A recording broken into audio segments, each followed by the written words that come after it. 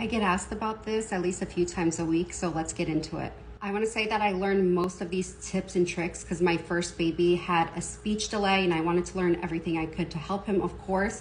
And as I learned about this, I noticed that I was trying to teach him how to talk in a really ineffective way. So I want to share some of the things that I learned. The first thing you're gonna do, and this is the hardest part, is to stop telling them to say this or say that. Telling them to say the word is really ineffective because it puts a lot of pressure on them and they just don't do it. Wilder, say dog. Say dog. Say dog. This is a dog. Yeah!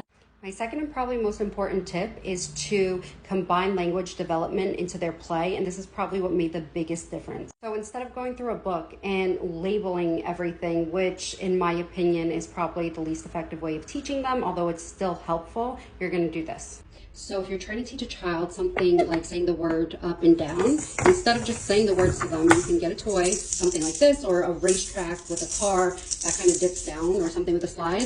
And you can get a ball or a car, and you're just going to say, the ball goes up and down. And you'll do that a few times, and after a while, you can start saying, the ball goes up, and you wait a few minutes, and then they might say down. The last two things are to read books that encourage language development and to narrate everything you do to your baby.